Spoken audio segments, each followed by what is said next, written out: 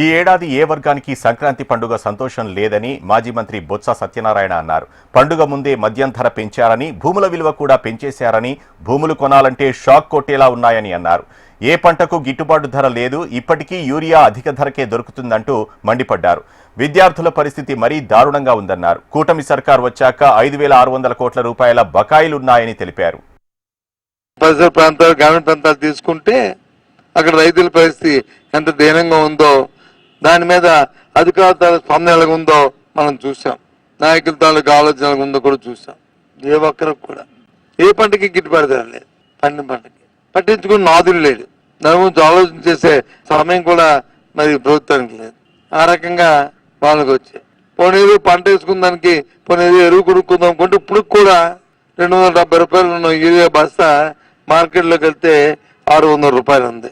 పోనీ నేను మాట్లాడిన తర్వాత లాస్ట్ టైం కూడా మాట్లాడాను, మళ్ళీ ఇప్పుడు మాట్లాడిన తర్వాత పోనీ ఇదిగో సత్యబాబు గారు చెప్తుంది అబద్ధం, ఇది వాస్తవం కాదు, నిజం అని చెప్పిన ఎవరైనా ప్రభుత్వం తరపు నుంచి అధికారులు కానీ అధికారులు కానీ మాట్లాడతారు, దాన్ని కాదు ఖండిస్తారు, ఇది ఇక్కడ దొరుకుతుందని చెప్తారని చూశాను. కానీ ఎక్కడ కనుచూపు మేరలో కనిపించే ఆ భాష్యం.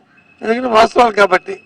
ఇక విద్యార్థుల పరిస్థితి అయితే వాటికి 8 అనుకుంటాను క్వార్టర్, 8 క్వార్టర్లు అంటే క్వార్టర్కి 700 కోట్ల లెక్కని 5,600 కోట్ల రూపాయలు ఫీజు రింబర్స్మెంట్ బకాయిలు ఉన్నాయి వాటికి. ఇప్పటి నుంచి ఈ ప్రభుత్వం వచ్చిన దగ్గర నుంచి అంతకుముందేం కాదు. విద్యార్థులు ఇంకా ఇంకో 10 రోజులు పోతే ఇంకా వాళ్ళ పరిస్థితి వర్ణాతీతం.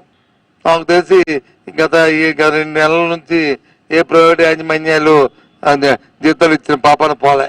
ఆ కాలేజీలో పనిచేస్తున్న అధ్యాపకులకు కానీ లేకపోతే నాన్ టీచింగ్ కానీ టీచింగ్ కానీ అనుకుంటున్నాను నేను. ఎందుకంటే ఎక్కడి నుంచి చేస్తారు వాళ్ళు మాత్రం ఏదో కొంతవరకు పెడతారు. ఆరోగ్యశ్రీ అయితే అటుకెక్కిపోయింది.